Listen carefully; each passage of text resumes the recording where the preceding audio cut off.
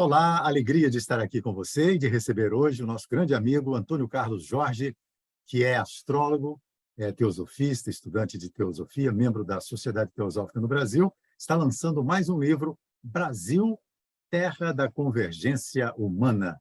Bem-vindo, Antônio Carlos.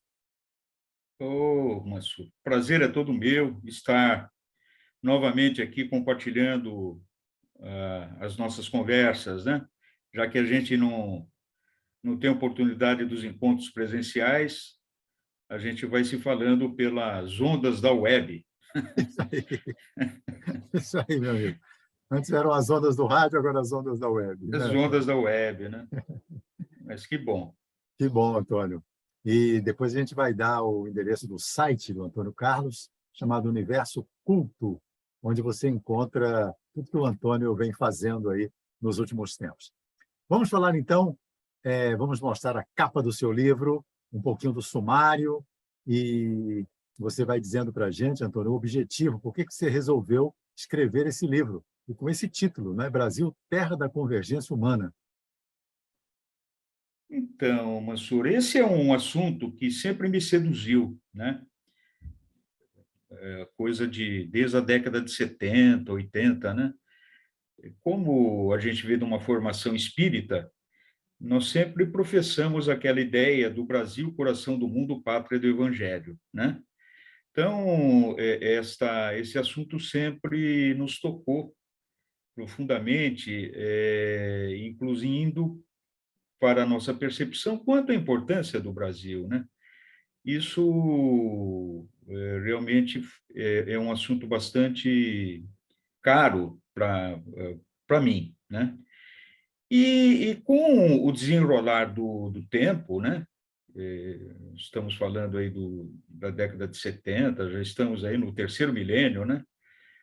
O Brasil chega num marco muito importante esse ano, que são os 200 anos da independência, que a independência é o marco zero, né? Do nascimento do Brasil, né?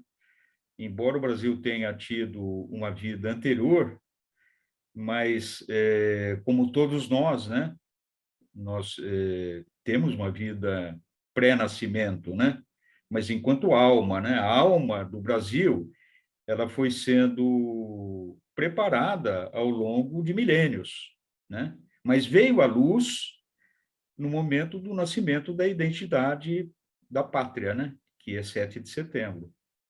Então, pela proximidade das comemorações dos 200 anos, eu já tinha alguns textos escritos sobre o assunto e resolvi agrupar e escrever, quer dizer, fazer uma narrativa encadeando todos esses assuntos dentro de uma visão que permita fazer conexões, né? Conexões desde da formação do planeta, né? Até o presente momento, né? E nos mostrar quão importante é o Brasil, não enquanto uma nação independente, né? Como uma pátria que poderia significar, quer dizer, um isolamento, uma identidade separacionista, né? Mas muito pelo contrário, o Brasil ele tem que ser interpretado como essa nação da convergência humana, né? Porque o Brasil é a síntese da humanidade e esse livro pretende mostrar o porquê, né? Tem um fundamento nisso que eu estou dizendo, né? Na realidade, tudo que está no livro não é criação minha, eu simplesmente coletei dados, informações e fiz um agrupamento dessas visões, né? Aí tem uma parte conclusiva que realmente corresponde a uns 20% do livro, que eu dou a minha análise, a minha ótica, né? Fazendo, inclusive, um mapa astrológico do Brasil, mostrando as nossas potencialidades, os nossos desafios, que não são desconhecidos, né? Mas a astrologia corrobora muitas das informações já sabidas, né? E mostra, eventualmente, os caminhos a serem percorridos para que nós vençamos os obstáculos, né? Então, é isso, em suma, né, o livro, né? Eu não sei como você quer. Nós estávamos vendo aí o sumário, Antônio, é muito rico, né? Começa aqui nos antecedentes geológicos e o berço original da vida, os celtas, o primeiro templo. Vou soltando aqui, pulando alguns tópicos, né? O sonho de Nabucodonosor, o segundo e o terceiro templos. Na página 75, você vai falar de os templários, né? A Isso. proclamação das cruzadas. Por que que os templários estão incluídos aí no seu livro? Então, é interessante nós fazermos essa retrospectiva da formação do planeta, que é o primeiro capítulo, né, na realidade, para mostrarmos que o Brasil ele tem as suas bases no ponto mais antigo do planeta. Imagine o planeta ígneo, né, sem massa, era uma bola incandescente, né, mas que estava num processo de resfriamento, né? Isso a gente estuda em cosmogênese, né? E depois antropogênese, né? Mas antes do surgimento da primeira bactéria, vamos dizer assim, uma ameba, né? Que é o elemento mais primitivo da vida, né? Não existia vida biológica, né? Porque isso tudo estava ígneo, né? Em determinado momento, você teve o resfriamento do planeta, mas não resfriou e solidificou de uma maneira uniforme. Foram determinados pontos, né? E o ponto que solidificou e nunca afundou, né? Porque depois vieram as águas, de maneira que os continentes têm a Pangeia, depois houve todo o a reacomodação das placas tectônicas até a formação atual, né? Tivemos lá Lemúria, Atlântida, né? Mas um ponto que nunca afundou, isso representa, dentro do inconsciente coletivo humano, de uma importância soberba, porque a vida começou lá, nesse ponto, né? O ponto que solidificou de forma pioneira e que nunca esteve afundado. E esse ponto, você sabe onde fica? No Planalto Central brasileiro, né? Quem diz isso é um estudo apresentado, eu apresento no livro, na Super Interessante, né? Onde tem no Rio Grande do Norte, uma pedreira que, que é datada de 3 bilhões e meio de anos, né? Então, a ciência ela fala que o planeta tem, ou melhor, o sistema solar, né? Tem 4 bilhões e meio de anos, desde a sua formação. Naturalmente, os planetas foram sendo formados na sequência, né? E o Sol vai viver, né? Antes de tornar uma anã branca, mais 4 bilhões e meio de anos. Então, nós estamos no ponto axial da grande viagem, né? Solar, né? Então, a Terra, ela propiciou esta formação, né, geológica há 3 bilhões e meio de anos atrás. E esse ponto é o Brasil. Me parece que isso justifica, quer dizer, no imaginário humano, né, ter o Brasil como o ponto primordial da vida, né? Ou seja, o útero da que formou a grande saga da humana, né? Então, é para cá que as pessoas normalmente se convergem no sentido de proteção, né? Proteção do seu ninho de origem, né? Então, me parece que isso já demonstra a importância desse local, né? Porque todos querem vir para o Brasil, né? É óbvio que a América do Norte também representa esse imaginário, né? O grande sonho americano. Mas me parece que pelo desenrolar da história, ainda que me parece que é o repositório da vida, né? Da origem e talvez da conclusão, né? Então, esse primeiro capítulo, ele aborda essa questão. O importante também, não sei se você percebeu, Mansur, no livro eu vou fazendo links, como é um livro digital, eu vou abrindo links, né, para o leitor, em lendo no computador, e acessando todo o material bibliográfico que foi utilizado, né?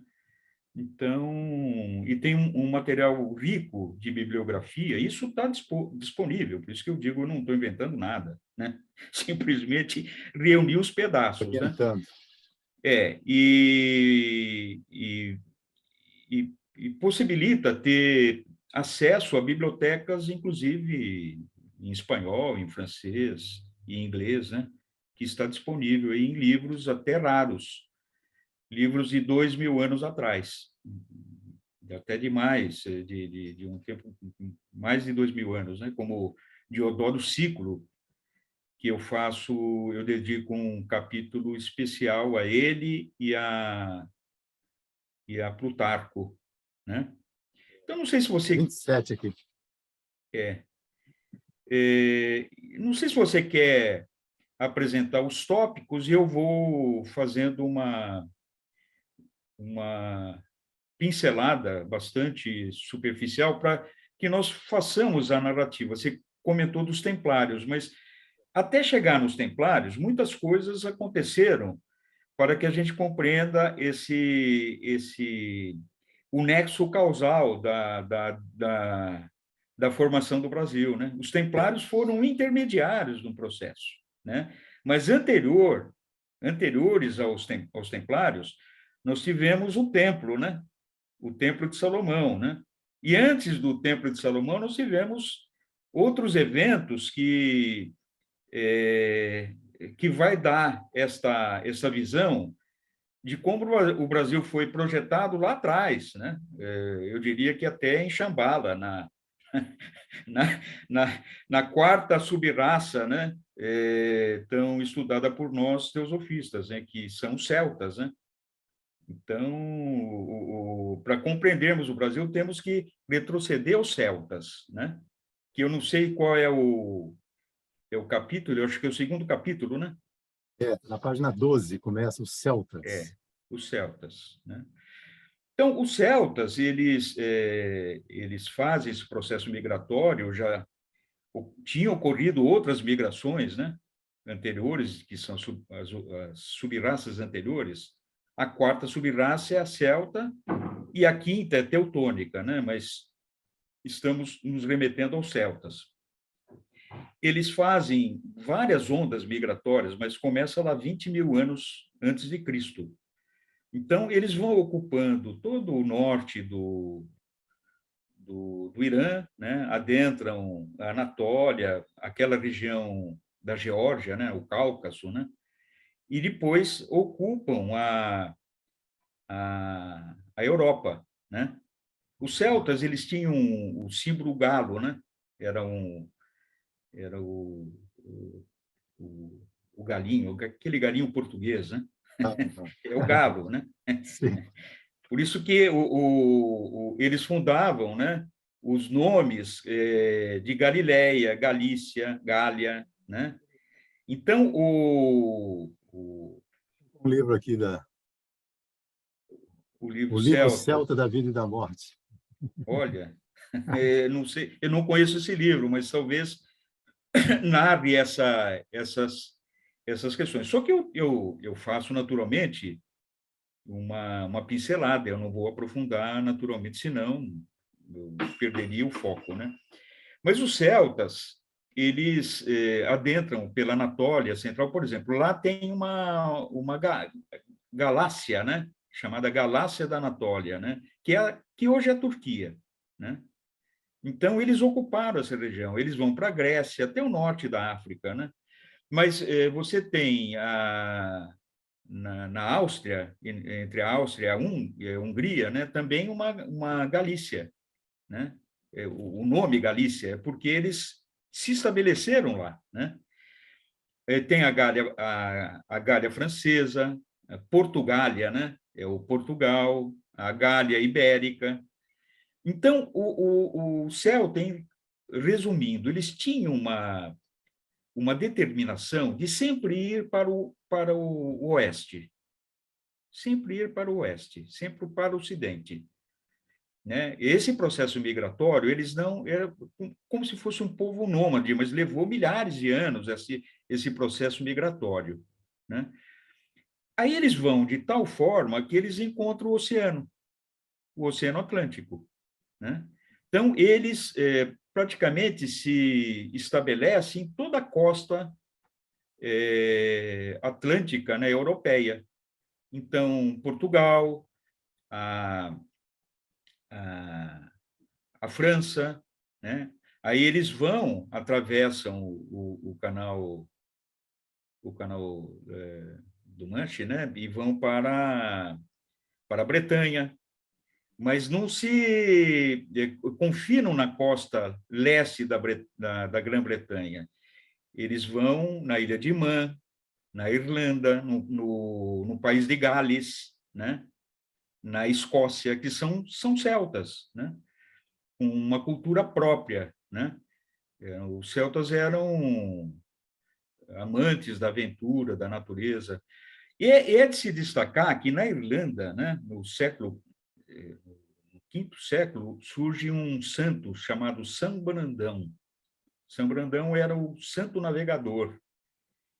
E numa das viagens de São Brandão, nós estamos falando da Idade Média, né? O quinto século, ele viveu entre o quinto e o sexto século. Ele descobre uma ilha, e que ele a batiza de Rai Brasil, né? Ou Rai Bless, ou Bressal. Bressal era um deus, era uma divindade que vivia nessa ilha, né? Só que era uma ilha mítica, porque ela só aparecia em determinadas situações durante o ano, e depois ela se perdia nas brumas, né? Agora, ele dizia que essa ilha existia.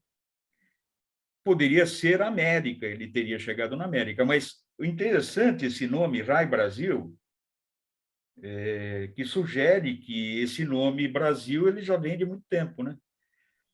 Conjectura-se até alguns filólogos, né, que a palavra blessed, em inglês, né, vem de Brasil, né? Então, por isso que somos conhecidos como as Ilhas Abençoadas, né? Mas eu estou falando dos celtas, mas o São Brandão, que viveu no quinto século depois de Cristo, mas o Deodoro Sículo foi um historiador que viveu antes de Cristo, né? Ele foi contemporâneo de César, né? Deodoro Sículo, o Sículo é porque é a Sicília, Deodoro da Sicília. Mas ele foi um historiador que produziu uma biblioteca muito importante chamada Biblioteca História Universal, né? Chama História Universal.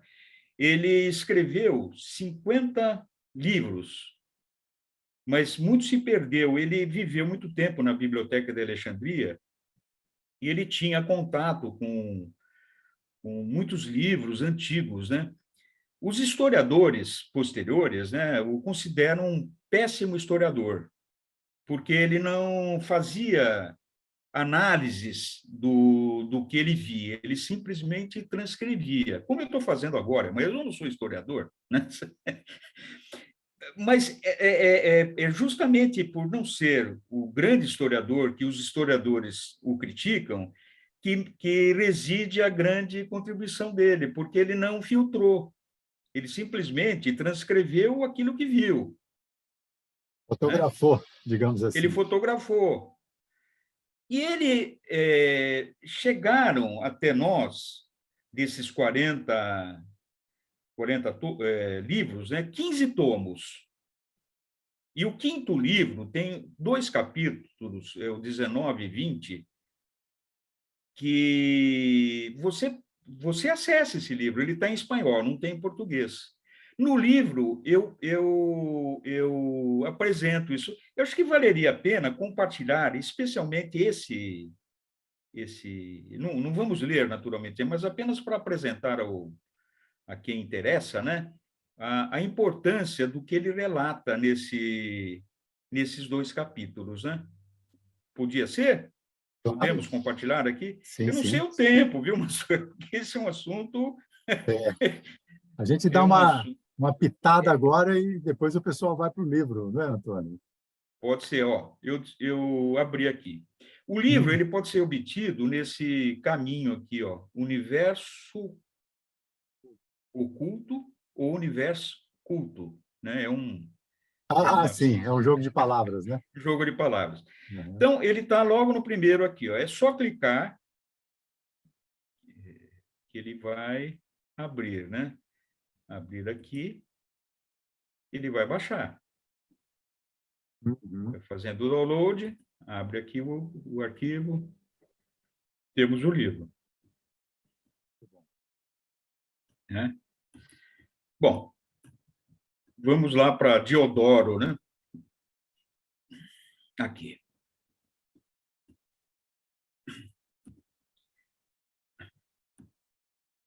Você disse aí, Então, já tem aí esse é um link do link livro, né? que é um link do livro. Se nós clicarmos aqui, ele vai abrir o livro, né? Deixa eu ver aqui. Aí. Enfim, tá?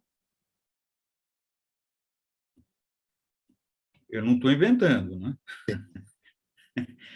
Bom, então vamos lá. Voltar no livro, né?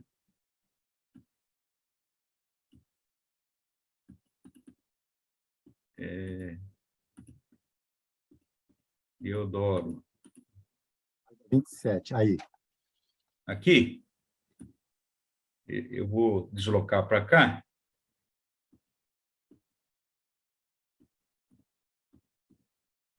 Aqui. Então, Diodoro, eu já falei, ele foi contemporâneo e amigo de César, né?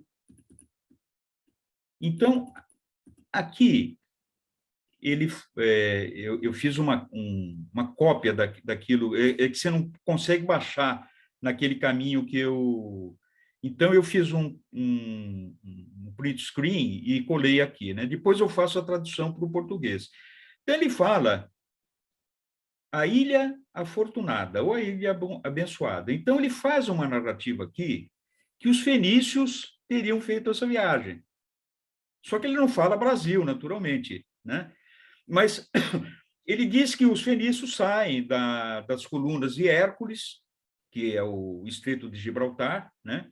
Navegam, né, situada na frente da Líbia, compreendendo que Líbia não é a Líbia de hoje. Líbia envolvia todo o norte da África, né?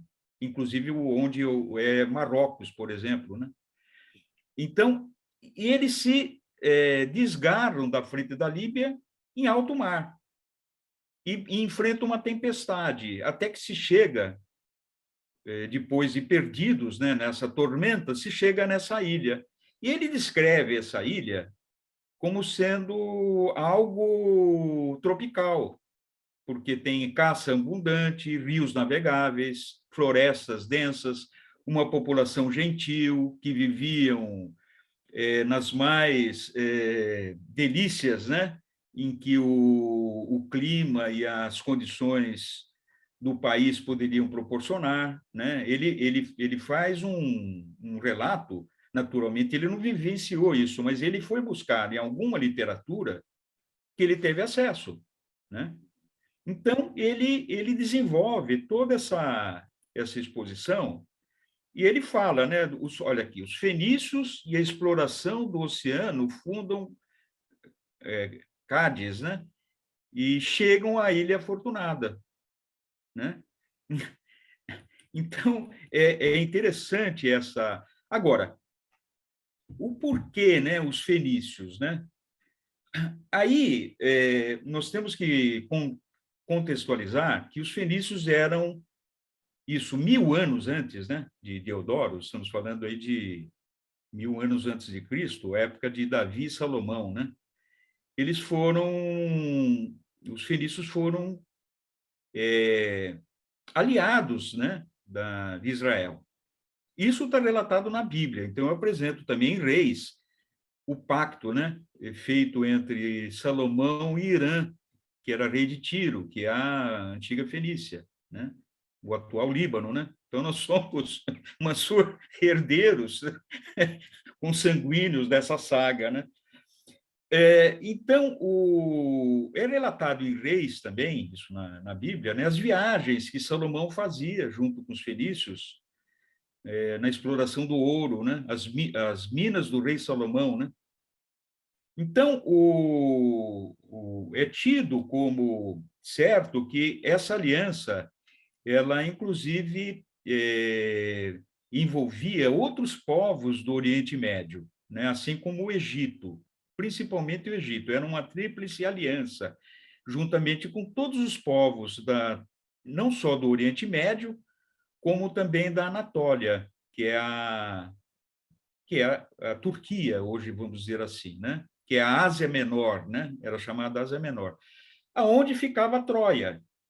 Troia, ela ficava numa posição estratégica, né? Lá em cima, perto do Bósforo, né? Que impedia a entrada dos gregos na região asiática, né? Isso é notório. Então, nós tivemos várias guerras travadas, né, nesse ímpeto grego de promover a invasão do Oriente, né?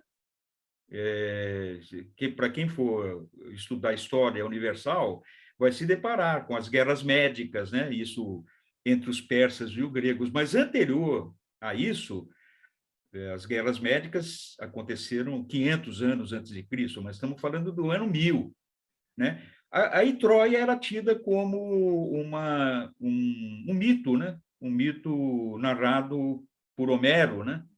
Mas depois se descobriu que a Troia realmente existiu e ela foi destruída várias vezes, de maneira que os arqueólogos hoje já descobriram 10 Troias, porque elas foram sendo destruídas e construídas. Então, a narrativa de Homero, circunscrita lá na saga, né, que narra o sequestro de Helena, né, esposa de Menelau, né, por Paris, né, e leva a rapta, né, para Troia e promove toda a guerra de Troia, Menelau mais o seu irmão Agamenon, né, e isso pode ter um tônus de romance, né, de drama, mas que esconde por trás, quer dizer, uma verdadeira guerra que houve, né? Foi uma guerra mundial, que envolveram vários povos, né? E acontece o seguinte, que essa Troia acaba sendo capturada pelos gregos, como é sabido, né? E os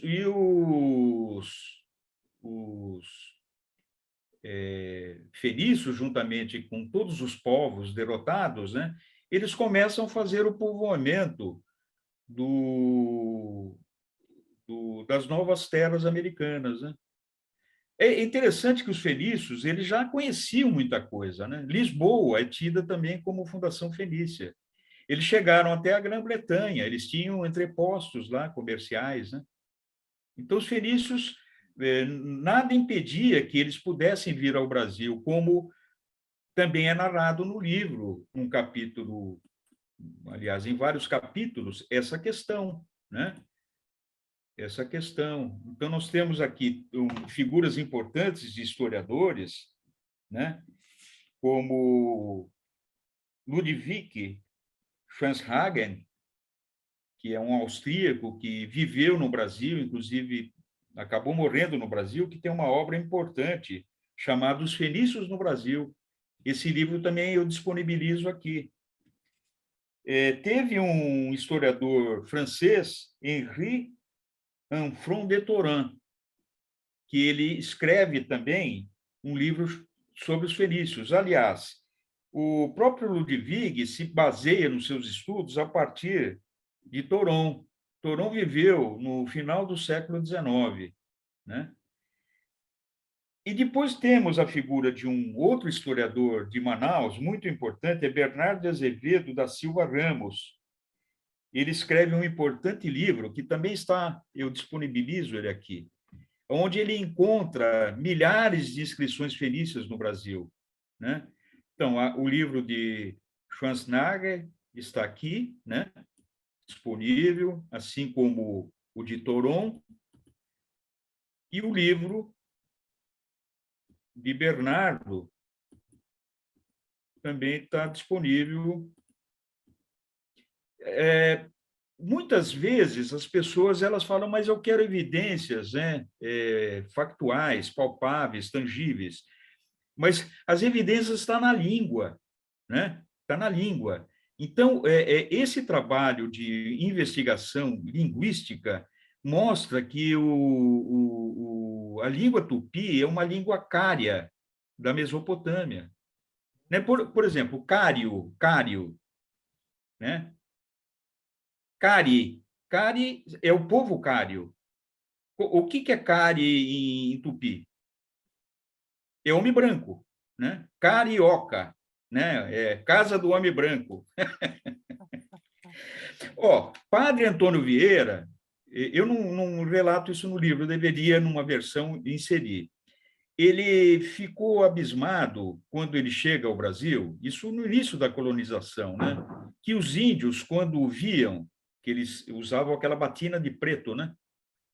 Eles o chamavam de Abuna. Olha, Padre Antônio Vieira foi uma pessoa muito culta, né? Os sermões de Padre Antônio Vieira, né? Ele tinha um conhecimento profundo sobre línguas, né? E ele ficou assim espantado porque Abuna é o sacerdote maronita que veste de negro. Mas essa palavra, porque o sânscrito vem da língua cária, o sânscrito não, o aramaico, o sânscrito é na Índia, né? O aramaico vem da língua cária, né? Então, essa raiz, Abuna, é o nome que os cários sacerdotes que vestiam de negro eram chamados. Então, isso ficou registrado na língua tupi, né? Mas não só isso, no livro é apresentado aqui, eu vou destacando aquilo que eu achei que merecia maior relevância, mas para quem quiser se aprofundar, é só entrar nos livros que eu cito, né? E pode... Sumer, né? É um título sacerdotal, né? Que os cários davam, né?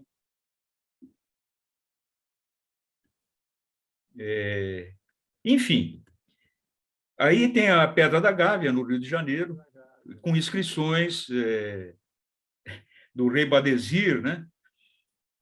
Alguns falam, não, mas isso são formações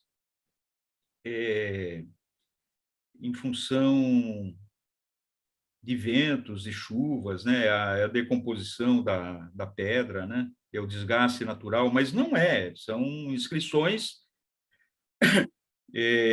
fenícias antigas. Outros falam, não, mas ela é de uma data que não corresponde, porque essas inscrições foram posteriores ao rei Badesir, que desapareceu do Líbano, né?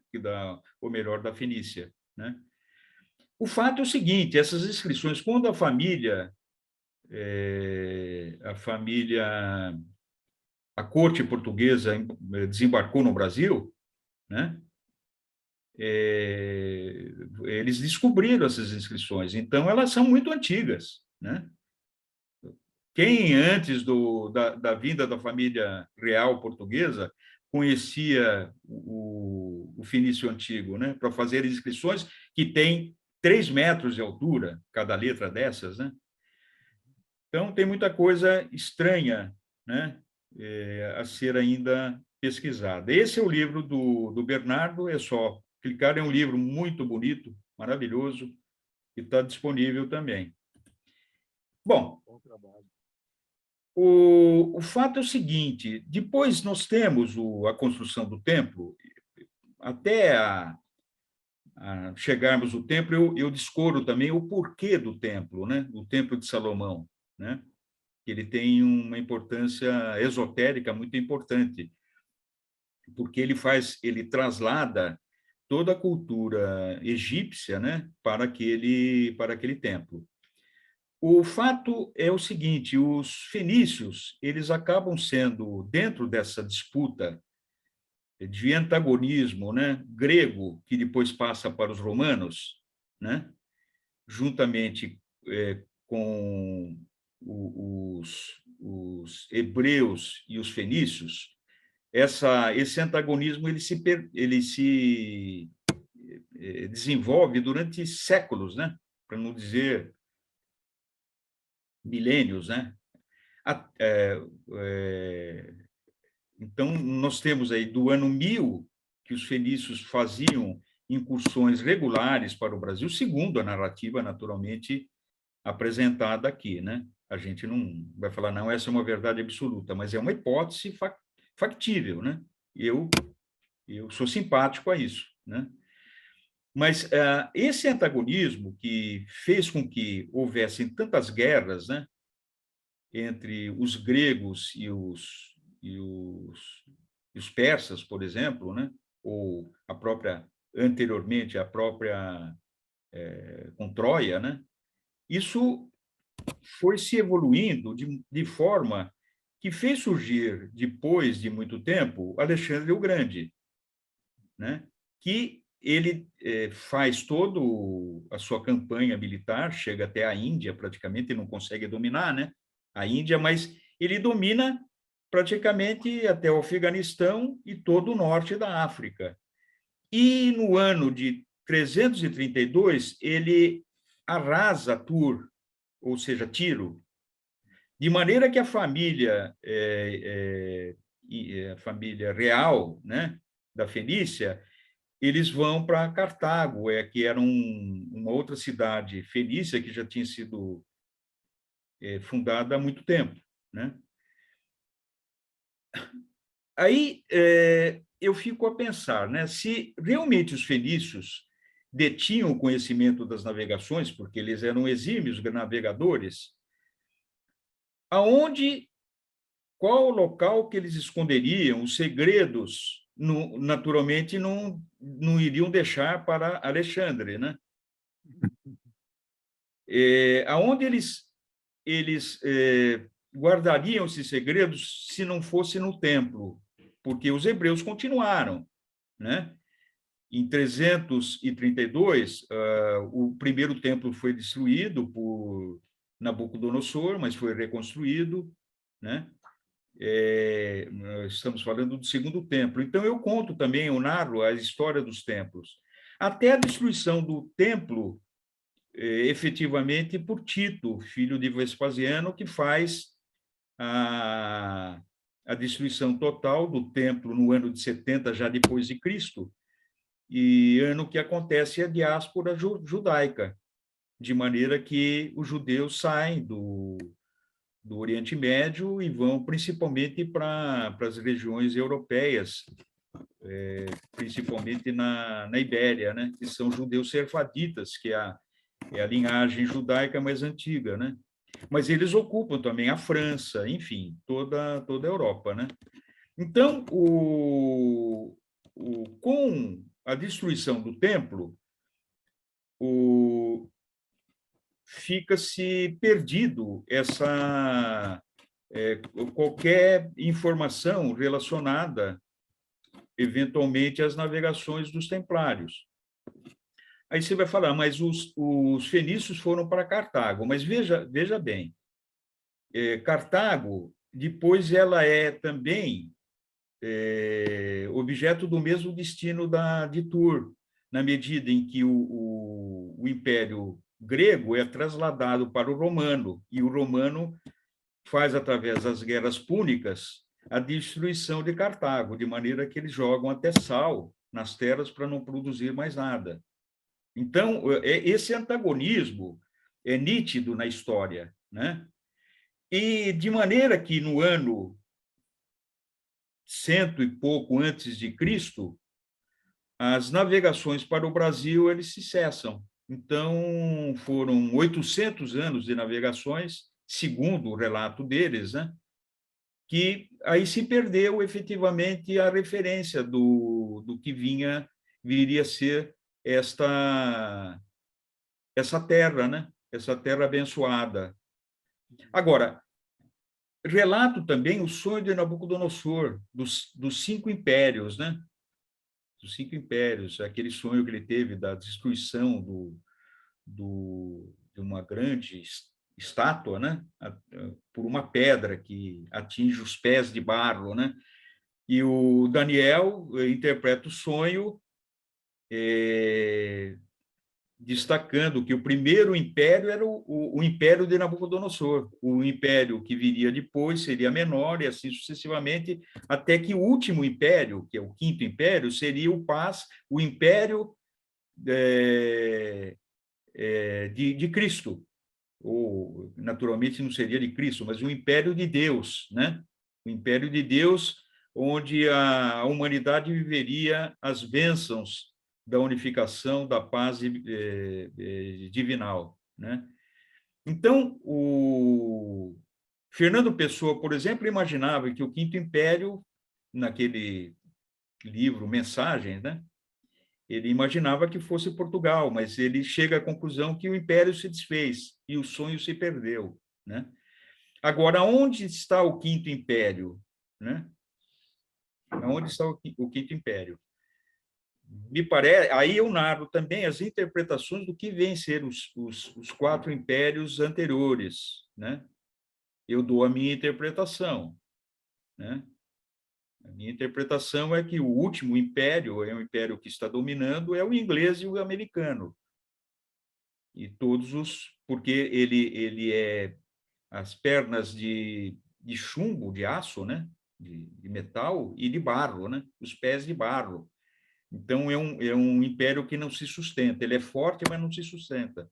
Então, o Quinto Império, ele se abre nessa possibilidade da Terra da Convergência, né? Por aí a gente já está dando para ver a minha a minha narrativa, né? Bom, aí nós temos uma lacuna que vai de 100 e poucos anos antes de Cristo até a proclamação das Cruzadas.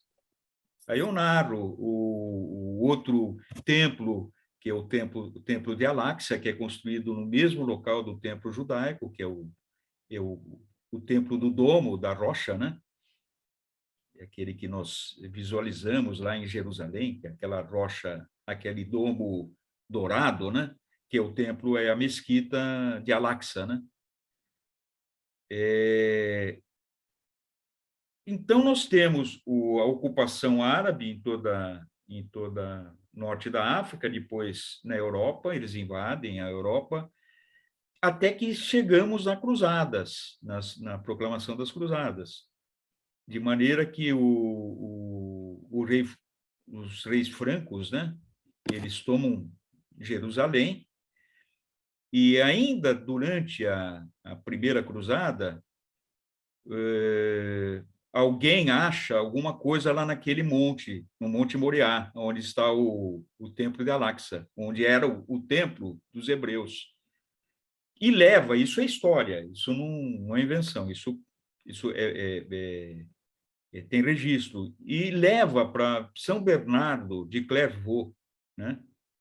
Que é o São Bernardo, né? É um santo muito importante, que ele é um dos fundadores de Portugal também, né? E esses pergaminhos, ele não sabe o que contém, né? Porque ele não conhece o hebraico antigo. Então, ele pede para que rabinos que residiam lá na região de Champagne, na França, né, façam a tradução. E isso daí é história, mas não se sabe exatamente o que continha nesses pergaminhos. O fato é o seguinte: com base nisso, São Bernardo convoca, né, uma comitiva de 8 cavaleiros e manda para Jerusalém. Esses cavaleiros são chefiados, né, por Hugo de Payán, e eles ficam 8 anos lá no monte fazendo escavações, eram arqueólogos, né? E se estabelece, depois disso, a Ordem dos Cavaleiros dos Templários. E, por incrível que pareça, os Cavaleiros Templários se tornam os exímios navegadores, né? Como os fenícios, né? Muito bem, vamos dar um salto. A Ordem dos Templários é depois extirpada, né, por Felipe o Belo e Papa Clemente, né? De maneira que o Felipe estava de olho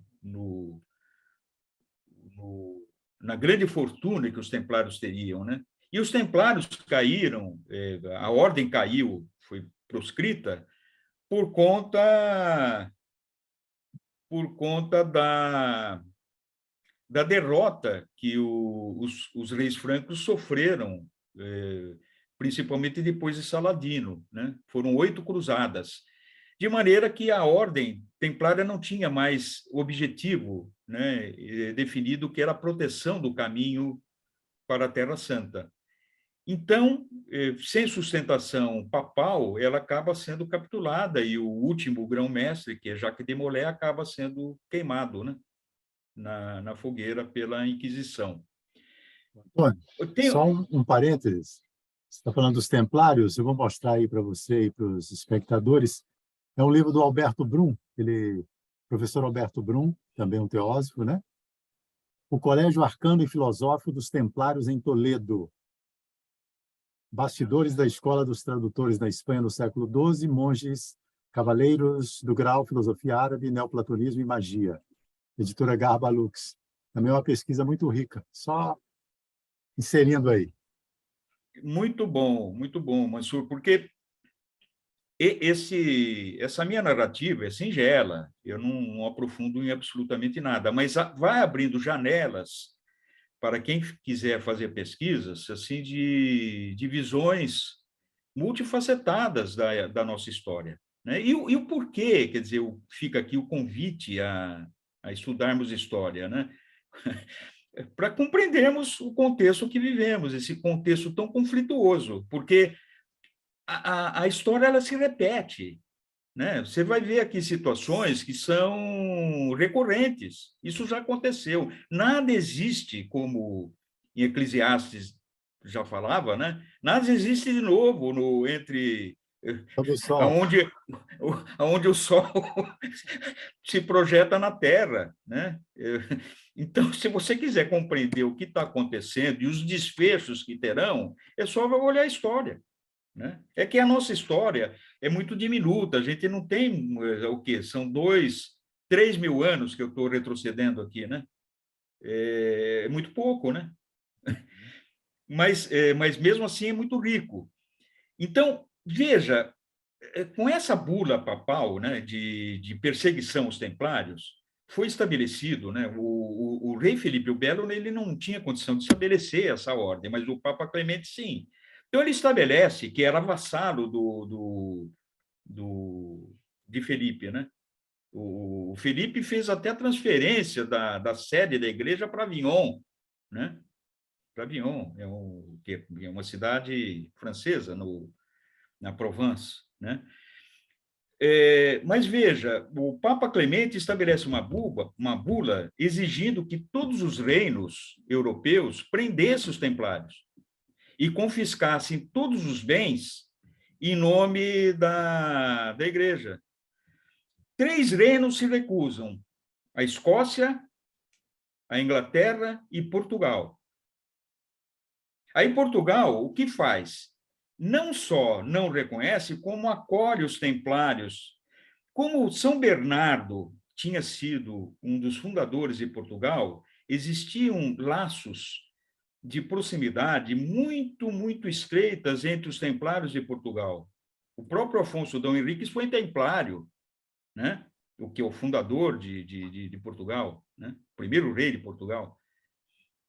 Então, o Dom Dinis, que é o rei nessa época, ele acolhe os templários. E não só acolhe, como ele funda, em ato contínuo, a Ordem de Cristo.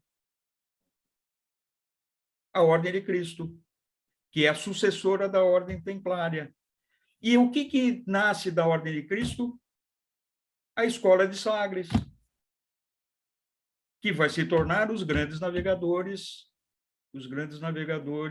sucessores dos templários que, por sua vez, na minha visão, sucederam os fenícios. E não é à toa que o português tem muita coisa do fenício, porque é um país pequeno, com vocação ao mar, montanhoso, né? Com vocação ao mar. Colônias no mundo inteiro. Pois é, aí abre-se, quer dizer, todo o período de navegações, inclusive tem um capítulo que eu falo, é um tema muito controverso, mas eu acho que ele tem razão, Mascarenhas, que é um pesquisador português, que ele diz que Cristóvão Colombo era português. Então, eu faço também uma alusão a esta questão, né? Tem um capítulo que eu dedico aqui,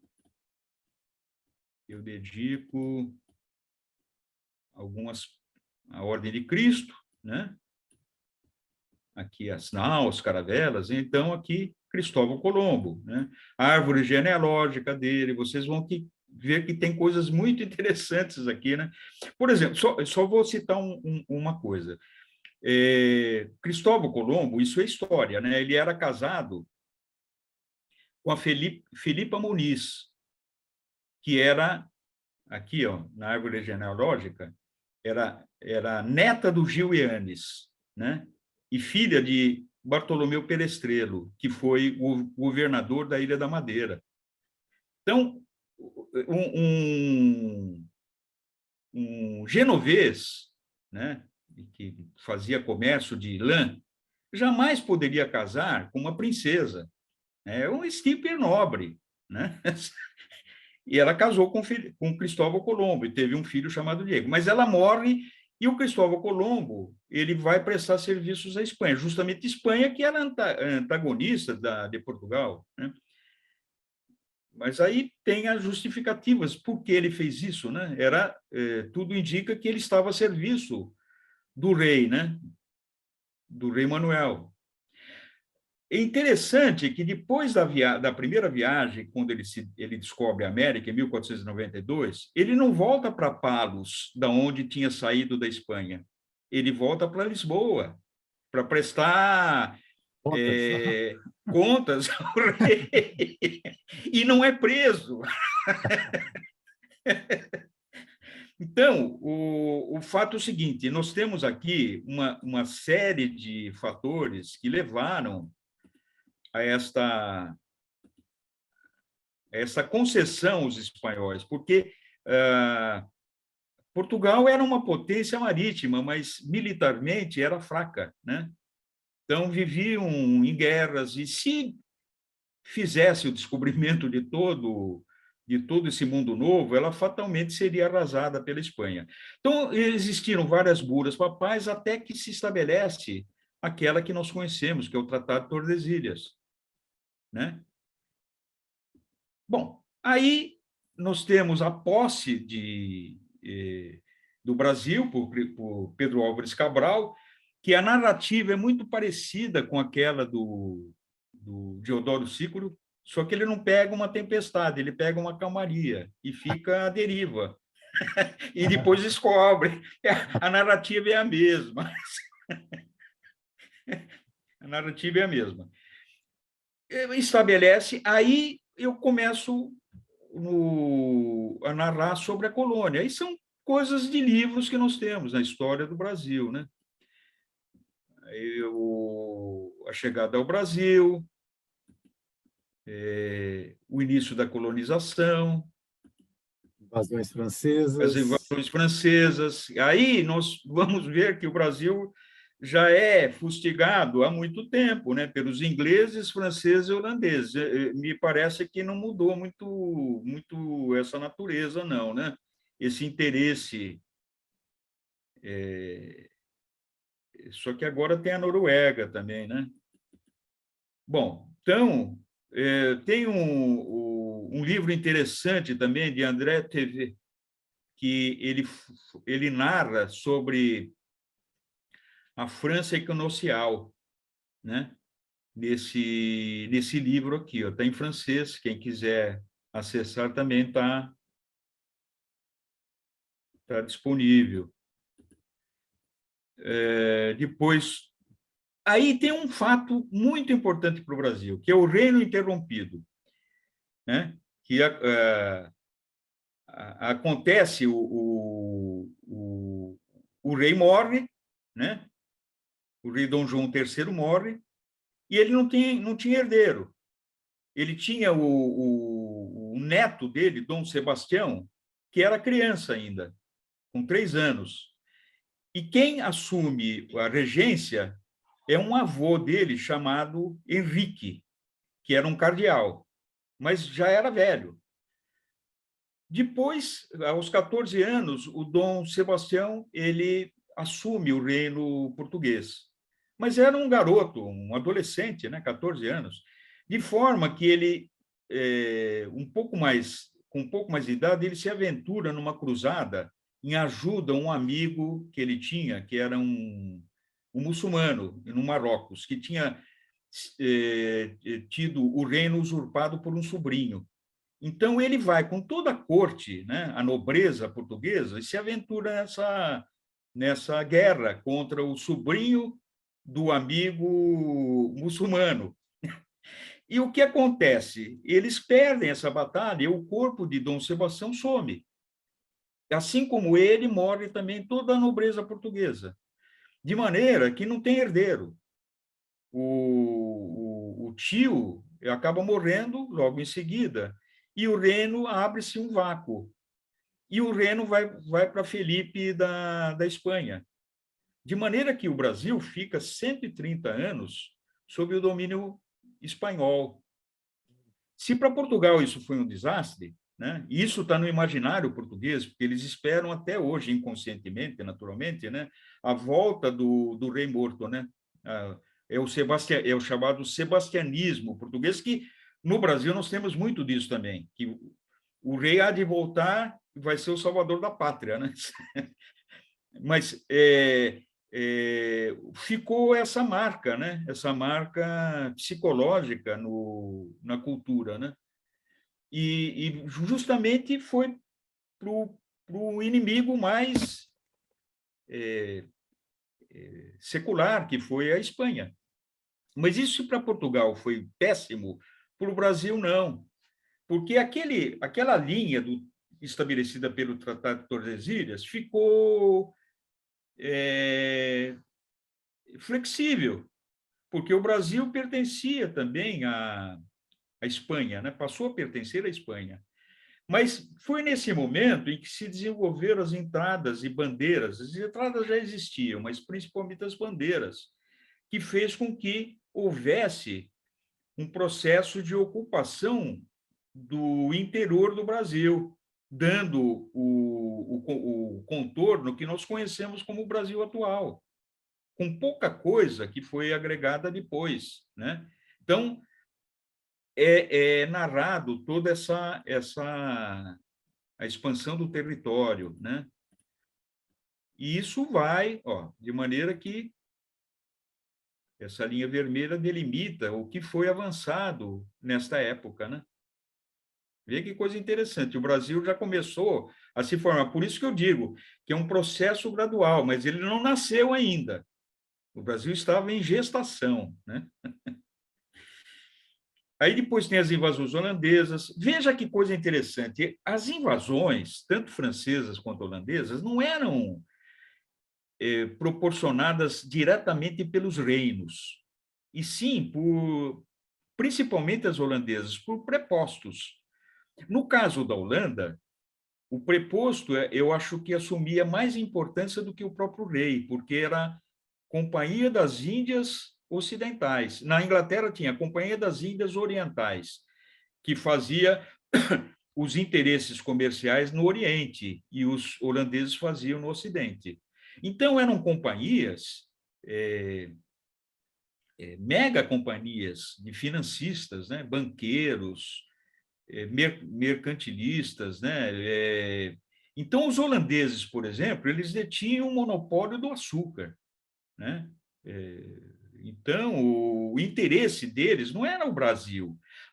Aí se cogita-se, né? Se nós tivéssemos sido colonizados pelos holandeses, pelos ingleses, pelos franceses, basta ver as colônias que foram colonizadas por eles, o pé que eles estão.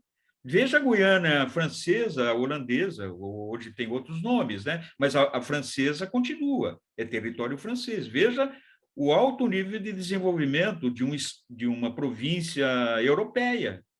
A Guiana francesa é um departamento francês, né? Que praticamente desolada, né? Veja a Curaçao, que é holandesa, o alto nível de desenvolvimento, né? Enfim, e outras na África e na própria Ásia, né? Assim como as inglesas também, Jamaica, Bahamas, né? Não tem um nível de... Então, contrariamente a essas colocações, eu acho que o português, ele nos legou, quer dizer, realmente um país diferenciado, né? Diferenciado. Antônio, Gilberto Freire corrobora essa visão também, né? A Também. importância dos portugueses aqui para o Brasil. Não, sem dúvida. E a invasão os holandeses, Maurício de Nassau, foi muito importante, porque ele foi um progressista, mas ele era um gerente. Ele era um gerente. E depois ele foi mandado embora, porque ele não quis cumprir as determinações da companhia. Porque os donos de engenho trabalhavam para os holandeses, eles recebiam financiamento e a companhia queria a execução dessas dívidas. E o Maurício de Nassau, ele percebia a dificuldade de serem pagas essas dívidas e ele não executa. E por conta disso e de outros fatores, mas principalmente desse, que ele acaba sendo demitido. E isso daí ensejou a revolta contra os holandeses, que começa a nascer daí a identidade da brasilidade, na medida em que se junta o exército de negros, de índios e de brancos, né, para fazer a expulsão dos holandeses. É narrado aqui em alguns capítulos, né? São a Guerra de Guararapes, né? Então, a importância, né? Foi o primeiro engenho, hein? Isso daqui é uma foto atual, engenho dos Erasmus. Erasmus era um grande financista holandês, né? Que faz uma sociedade com Martim Afonso. Era um engenho modelo, né? Mas isso no início de 1500, né? Bom, então, eu não sei o tempo, Mansur. Tão interessante, né, Antônio? É tanta coisa que você pesquisou, tantos insights também que você está compartilhando. Mas dá uma Pois geral é. aí, depois eu já vou mandar imprimir o livro. Eu não gosto de ler Agora, no computador, vou mandar imprimir, copiar para ter no papel. Então, o ciclo da cana-de-açúcar ela foi muito importante, mas ela, com a saída dos holandeses, né, a economia nordestina ela caiu em crise, porque você podia produzir a cana, mas não tinha como refinar. Você fazia lá o pão de açúcar, né, que era o açúcar era um melado, né, e moldado numa forma que parecia um pão, né? Por isso que o pão de açúcar tem esse nome, né? o Pão de Açúcar no Rio de Janeiro, que é um mesmo formato, né? Então, não adiantava produzir aquilo porque você não tinha a tecnologia do refino e nem da distribuição. Você ia vender para quem? Mesmo porque a, isso foi na época da Espanha, que estava em guerra contra a Holanda, né? A Espanha, a Holanda teve uma parte do tempo que pertenceu à Espanha, né? E em guerra também com a Inglaterra. Então, você ia vender o açúcar para quem? Então, o ciclo da cana-de-açúcar caiu em crise. Mas, mas teve o ciclo do ouro, que esse determinou, quer dizer, um ponto importante no desenvolvimento do Brasil. De maneira que a população brasileira, ela mais do que triplicou em pouco tempo, né? Porque vieram aventureiros, é a corrida do ouro. Então, veio muita gente da Europa, vamos... E isso determinou conflitos, o Emboabas, né? Eles eram chamados Emboabas, que vieram para terras dos bandeirantes que tinham descoberto os ouros e se estabeleceu conflitos. Os bandeirantes perderam essas guerras, ocorreram diversas batalhas, né? E os bandeirantes tiveram que se adentrar mais ao Brasil ainda, de maneira que foram para Mato Grosso, né? O norte do Brasil, onde é Rondônia, né? Então eles foram descobrindo mais ouro para Bahia, né?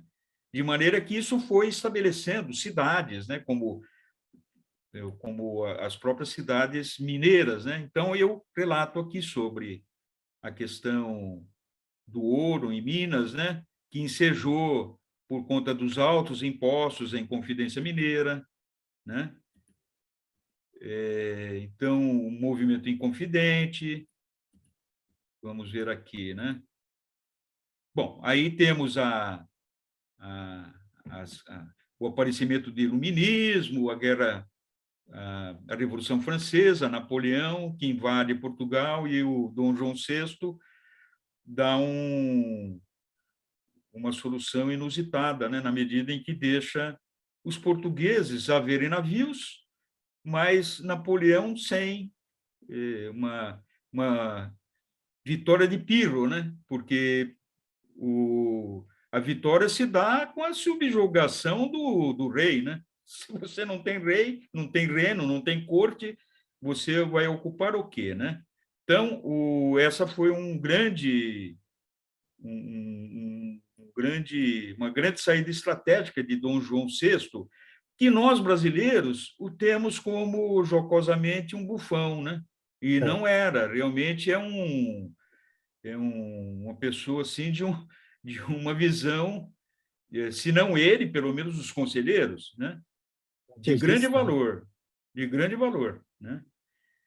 E isso que determina, quer dizer, o grande desenvolvimento do Brasil. Então, nós vamos ter aqui o decorrer dessa história, né? Que combina com a independência, né?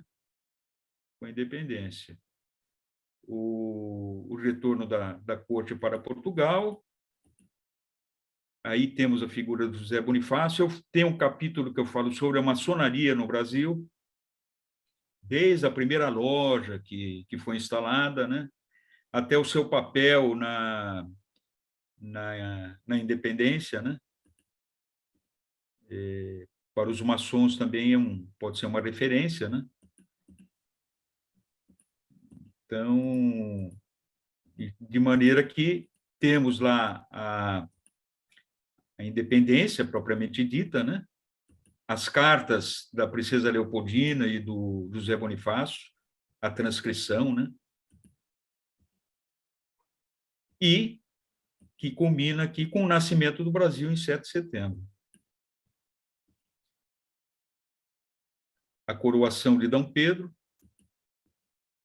né? Os conflitos e abdicações, depois a volta dele para Portugal para reclamar o seu trono, que foi usurpado por Miguel, seu irmão, deixa D. Pedro II no Brasil, aí temos o período de regência muito conflituoso, porque nesse período que surgem as grandes revoltas no Brasil, mas isso tudo são as dores do desenvolvimento da adolescência, né? O Brasil nasceu e todo esse período de Dom Pedro II, principalmente na regência, vai até o desabrochar da maturidade, né?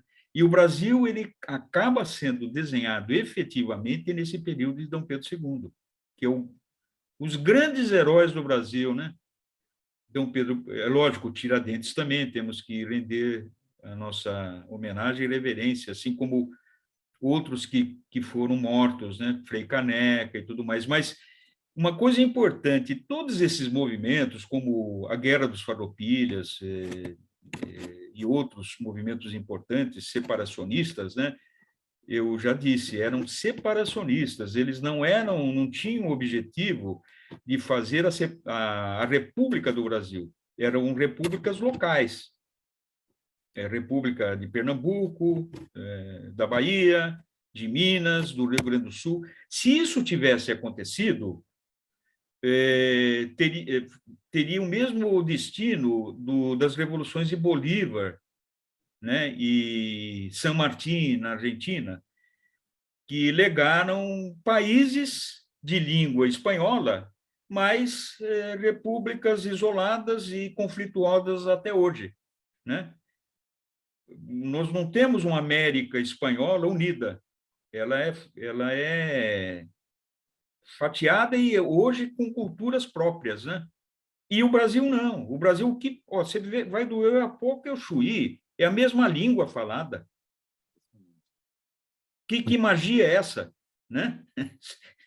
A magia, quer dizer, o ímpeto de Dom Pedro I e Dom Pedro II que segurou esse grande ideal de unificação, né? Então, a grande reverência tem que ser prestada aos dois, né? Principalmente a Dom Pedro II, que ficou muito tempo, né?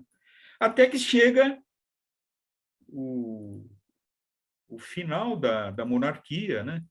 Que aí eu já vejo, quer dizer, o espírito rebelde, né? Do pós-adolescente, questionador, e que faz a luta, né? E estabelece a República, né? Ó, tem um fato aqui que Dom Pedro sofreu até um atentado, né? Isso pouca gente sabe, né? Essa é uma ilustração no jornal francês, né? Ele estava saindo do teatro, né, em sua carruagem, e um amalucado dispara tiros, né, contra a carruagem, dizendo Viva a República, né? Não se sabe se ele tinha ligações, porque ele morre depois, né? Se ele tinha ligações a algum grupo republicano ou não. Mas o fato é o seguinte, o clima realmente era diverso, né? Então, Aí, e, Antônio, que aí havia sido também, já havia ocorrido a libertação dos escravos, né, 1888, e parece que havia uma revolta também, né, dos fazendeiros e de outros grupos brasileiros. Outro dia eu estava vendo uma entrevista, não estou me lembrando com quem, e ele citava Rui Barbosa, que dizia que a República foi um ato contra o 13 de maio, entendeu?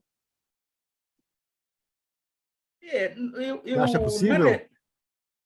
Não, o ideal republicano era fazer a abolição muito antes, né?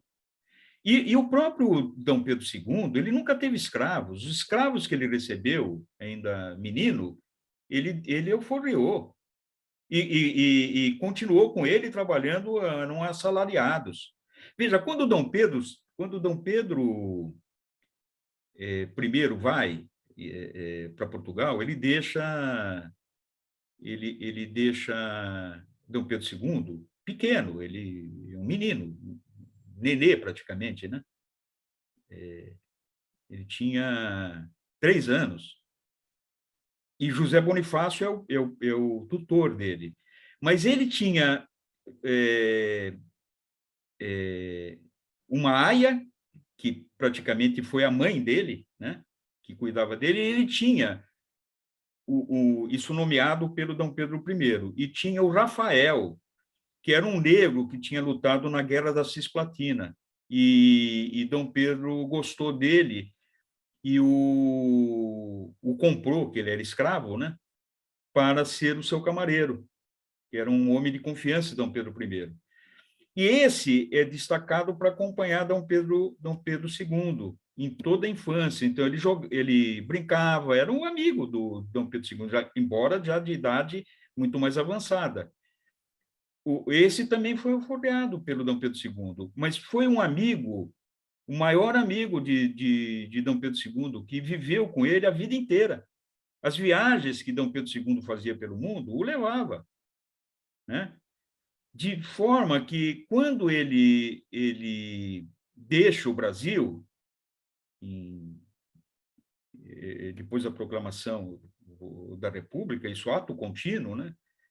O negro ele morre dias depois, já com idade avançada, né? Mas de tristeza. Então, o Dom Pedro II era a favor da abolição, só que a oligarquia presente no Brasil não permitia que isso fosse feito, né? Ele foi fazendo, na medida do possível, as leis, primeiro do ventre livre, do sexagenário, né? Até chegar em 1888 com a Lei Áurea. Mas isso a oligarquia não o perdoou. Então, exigiam indenizações, porque expropriaram um bem, né? Eles viam o escravo como um bem que foi expropriado pelo governo. Então, nessa crise, o que acontece? Dom Pedro ele começa a conceder empréstimos aos barões, né? Os barões do café, e dá títulos,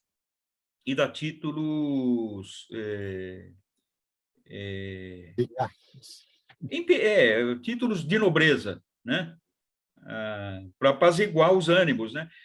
Isso faz com que os republicanos se revoltem, né? Ainda mais com o quadro que já vinha sendo alimentado ao longo do período.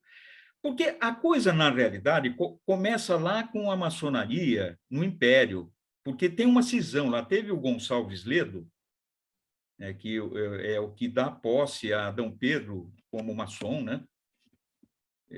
Inicia o Dom Pedro na maçonaria, logo depois ele é exaltado em mestre e empossado como grão-mestre, né? Numa trajetória assim, para legitimar, quer dizer, o processo da independência por influência da maçonaria. Só que a maçonaria de Ledo queria a independência republicana. E José Bonifácio queria a independência monárquica, né? Então, os dois, o José Bonifácio também era maçom, né? Então, os dois se degladiam, mas se estabelece, naturalmente, a independência monárquica, né? Só que isso, a maçonaria não se conformou. Ao longo desse período do Segundo Império, ela sempre trabalhou no sentido de fazer a libertação, porque era nutrida pelos ideais iluministas, que veio lá do século XVIII, né? E depois incrementado pelo positivismo de Augusto Comte, né? Que isso turbinou, digamos assim, o ímpeto, né, pela República. Bom, a gente não pode criticar, porque as coisas acontecem da forma como tem que acontecer, né? O fato é o seguinte, isso marcou uma nova etapa na história do Brasil, né? E aí eu relato a história da República, de todos os presidentes, os seus feitos, né? Os desfeitos, né? A Primeira República, e assim vai, né? Era Vargas, enfim, até os dias de hoje. Sem entrar muito no mérito nos últimos anos, né? Para não é uma questão muito delicada e ideológica, né? Aí fica a critério de cada um tirar as suas conclusões. Antônio, o mapa, né, que você fez aí, o mapa astrológico do Brasil, né, que você passou aí, Isso. Aqui, 200 anos, né, que você lembrou no início, né, no 7 de setembro agora, é 200 anos da independência. 200 anos da independência. Isso, em termos astrológicos, é uma data significativa? Ah, sempre é, né? Aqui, antes, eu faço antes do mapa, eu faço uma digressão aqui. O que é república, democracia e presidencialismo? Eu acho interessante nós termos contextualizando o que é isso, né? O que significa república, democracia e presidencialismo, né? Então, eu discorro aqui com algumas páginas sobre a minha interpretação, né? Em relação a essa questão, antes de entrarmos no mapa do Brasil, né? Mapa astrológico do Brasil, né? Então, aqui... Essa é uma análise que eu já tinha já há algum tempo, né? Mas eu a incrementei, eu coloquei mais outros fatores aí que não tinha sido tão aprofundado, né? Então, e aqui já adentro a transição da nova era, né? Que nós estamos vivendo, né? Então, falo sobre soberania, porque muitas pessoas falam, pô, mas, Antônio, você é um conservador, você enaltece o Brasil, mas veja, nós temos que defender a soberania, mas é aquilo que eu havia dito no início, a soberania não significa o separacionismo de uma identidade racial ou cultural, né? Mas nós temos que manter a soberania da nação da paz divinal, né? Porque senão os próprios agentes da Companhia das Índias, né? Orientais e ocidentais, que hoje estão travestidos com outras roupagens, façam o mesmo que eles tentaram fazer no passado. Então, temos que manter a soberania dessas terras para que seja efetivamente ocupada da forma como a providência quer. E, na minha visão, esses agentes econômicos não são os vetores da transformação espiritual tão sonhada, e sim, muito pelo contrário. Então, o livro serve de alerta a essa questão, sem entrar no assunto da política, você entendeu? Mas tenhamos olhos para vigiar o que está por vir.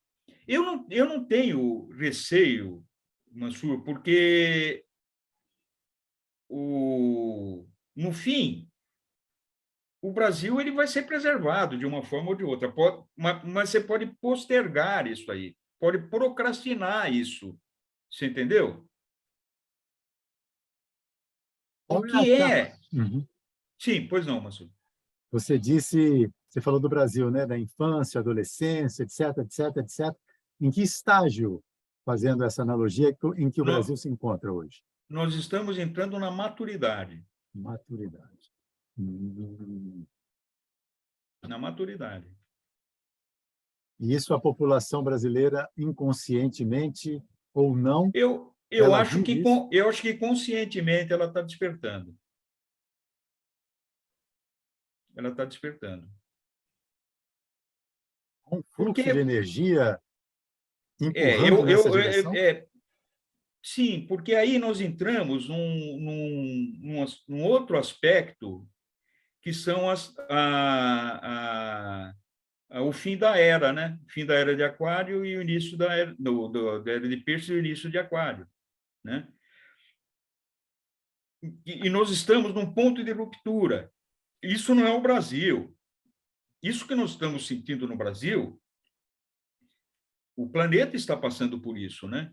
Então, eu adentro essa questão, né? Plutão, o senhor da transformação, né?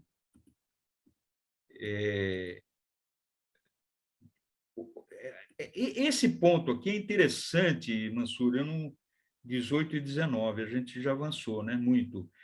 Mas esse capítulo, divisão e multiplicação celular descontrolada, o que é o câncer, né? O câncer, ele é caracterizado por uma aceleração celular, assim, de uma maneira que você não tem controle.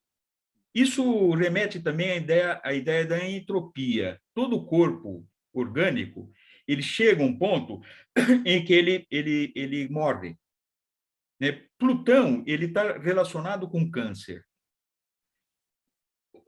Nós estamos vivendo um período não da era de câncer, mas um período de doença cancerígena, culturalmente falando. E eu atribuo isso ao processo de informação, né? Ó, quanto tempo nós temos? Fica à vontade. Diz aí, Antônio. Ó, eu ponho assim, Buchweiler, arquiteto, inventor e visionário, em 1982, lançou o livro Caminho Crítico, que trata, entre outras coisas, da curva do crescimento do conhecimento. Ele diz que, a partir do primeiro ano, né, depois de Cristo, ou seja, a partir do momento do nascimento de Cristo, o conhecimento levou 1.500 anos para dobrar pela primeira vez, que marca o humanismo, o Renascimento, a reforma religiosa de Lutero e Calvino, a prensa, os livros, a disseminação do conhecimento humano. Quando eu falo de Plutão, eu falo que Plutão passou por essa fase em 1500, mas não vem ao caso. Eu estou analisando aqui o que o Buchweiler falou, né? A segunda vez que o conhecimento dobrou foi em 1750, que também marca também a transição de Plutão, viu? 1750, com o iluminismo, com os livros e a disseminação maior do conhecimento científico. Então, primeira vez que dobrou o conhecimento humano, 1500, e depois levou 250 anos.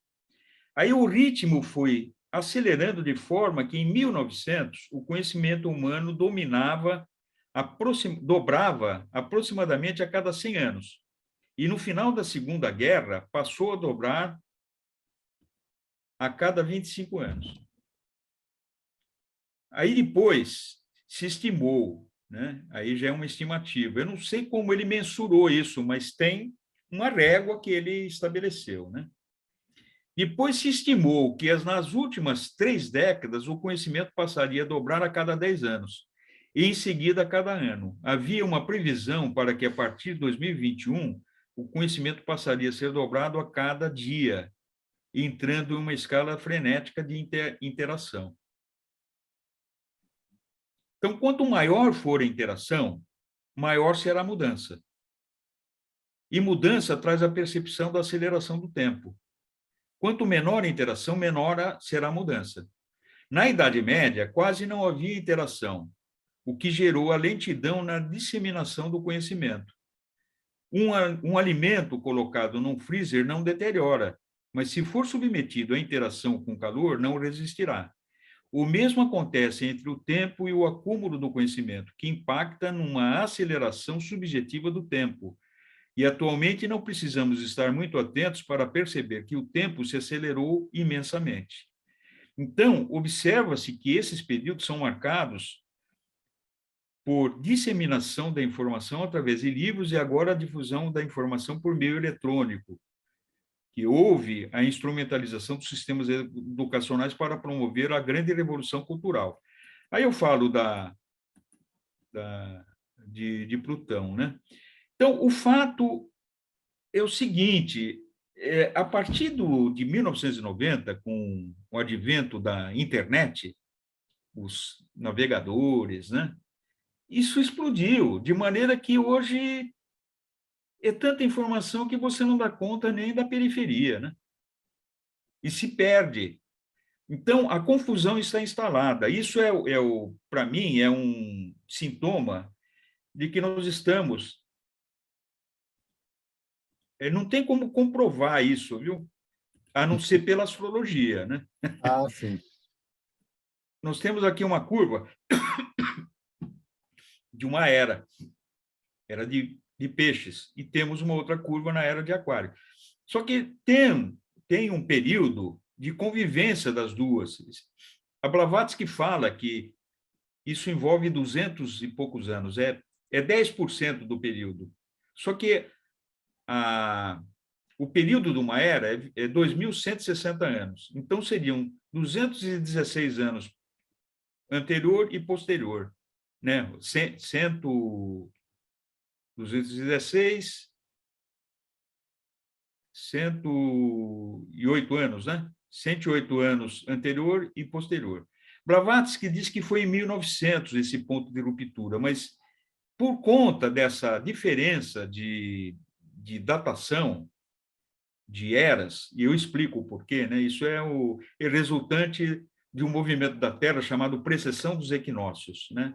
Que é o grande ano sideral, é 25.920 anos, dividido por 12, dá 2.160 anos. Então, existe uma flutuação em termos temporal. Eu penso que nós estamos no ponto de ruptura agora, né? E tudo leva a crer pela observação do que está acontecendo no mundo, né? Então, eu começo a narrar a partir daqui sobre essas consequências que teremos por conta da grande revolução, né? Agora, isso, o que vai acontecer? Não se sabe, mas se sabe que nós estejamos preparados para grande período de turbulência. Isso não é mal, viu? Isso não é mal. Nós temos que ter a percepção de que, como seres espirituais, é uma grande oportunidade nós vivermos momentos como esses, que são raros na trajetória da evolução humana, né?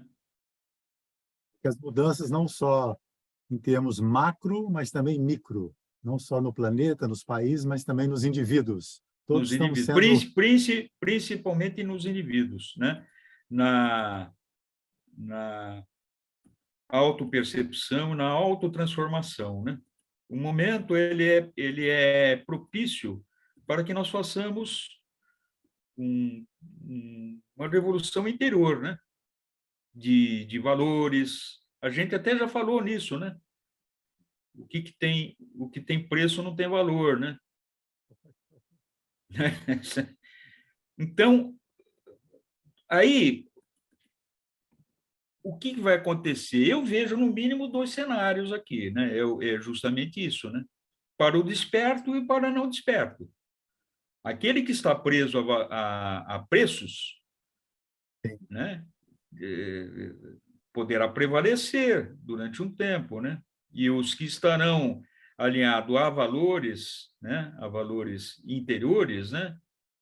Agora, o caminho vai ser um só, de uma forma ou de outra, né? Tony, Então, eu acho que... Pois não, Massur. sim, sim, você deu aí um cenário, ou vários, né, sobre essa trajetória brasileira. Eu vou ler para você aqui, Antônio, um trechinho de um artigo de Helena Blavatsky que eu mandei para você sobre a nova era, né? Sim. E você destacou esse trecho aqui. Isso ela escreveu há mais de 100 anos. E a atualidade dele é clara. Eu vou ler aqui, então, esse trechinho. Atualmente, o mundo inteiro, com seus centros de alta inteligência e cultura humana, seus pontos focais da vida política, artística, literária e comercial, está em um tumulto. Tudo está oscilando e desmoronando em seu movimento em direção à reforma. É inútil permanecer cego. É inútil esperar que qualquer um possa permanecer neutro entre as duas forças em disputa. É preciso escolher entre uma ou outra, ou ser esmagado entre elas. Ela está descrevendo o que nós estamos passando agora. Uhum. Os Né? ciclos se repetem, como você Os falou ciclos se antes. repetem, os ciclos se repetem. Mas eu penso que essas tintas tão intensas com que ela descreve o momento, né? Não acredito que teria sido aquele momento vivido por ela, né? Eu acho que ela estava antecipando aí o que nós estaríamos vivendo no presente momento, né? É difícil saber, mas me parece que é, ela descreve exatamente o que se passa atualmente, né? Muitas pessoas não se dão conta disso, viu, Mansur? Acha que não, que não. E às vezes até preferem, não, eu não quero me envolver com isso. Eu, mas aí é uma questão de omissão, né? A pessoa pode até se omitir, mas é como a batalha de Kurukshetra, né? É, O, a Arjuna, né? o Teve que Arjuna, decidir ali. né? Tem que decidir, né? Não tem lado. Olha, não tem lado, espiritualmente falando, não tem lado, mas na medida em que você está na luta com o mundo, tem lado. O que não pode é se... Defina-se o lado, né? Jesus também Convicção. falava isso, né? Uhum. Não seja morno, né? Ou é quente ou é frio. O morno vai perder a chance de fazer escolhas, né? Ainda que seja errada. É preferível uma escolha errada que proporciona uma reflexão futura do erro do que não fazer nenhuma escolha, né? Não, eu me recusei a enfrentar, né? Faça a escolha, Assumir, tem que assumir, né? porque não existe vácuo para o poder. Se você não ocupa o poder de você mesmo, outro ocupará. Isso vale para o aspecto político, empresarial e principalmente humano, pessoal, né? Então, Antônio, o livro tem esse objetivo, de levar essa reflexão, mas com viés histórico, né? E mostrando que o Brasil isso não é jargão, não é ufanismo. Aqui realmente é o destino humano. então, voltando novamente ao início, quem quiser adquirir ou baixar esse livro, né, Antônio? Entra no seu Isso. site, Universo Oculto, né? Tudo junto, Universo Oculto, e lá tem os caminhos. Aí você pode colocar de novo aí, por gentileza. Tá aí, ó. É só clicar Uhum. e vai abrir e baixar o livro. E pode distribuir, viu?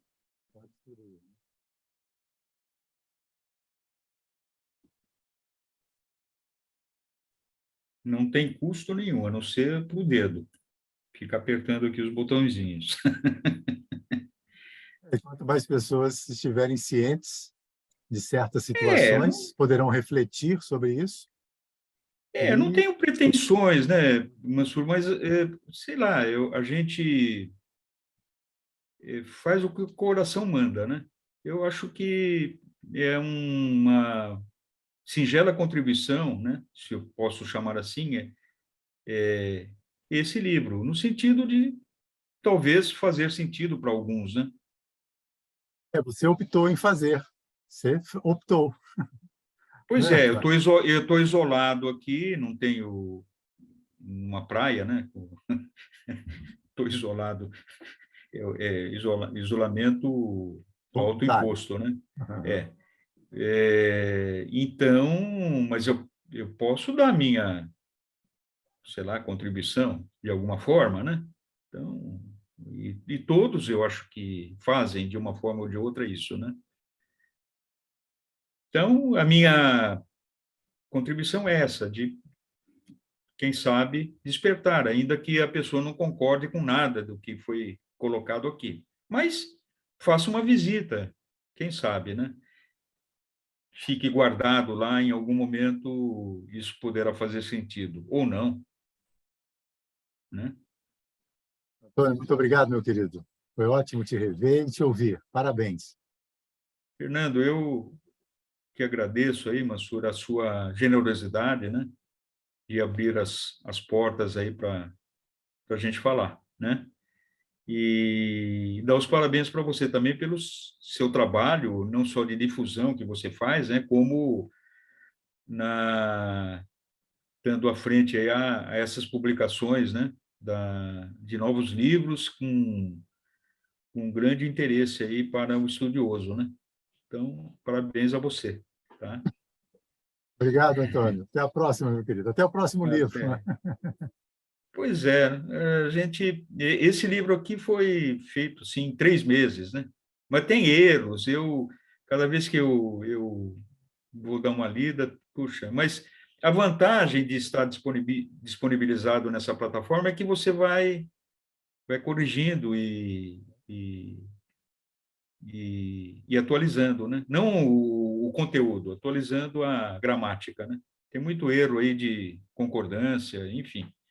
Eu já não Relevante. enxergo mais direito.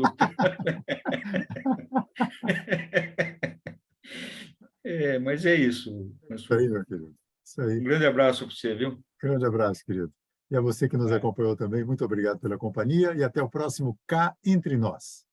Porque na vida a gente quer se conhecer. Cá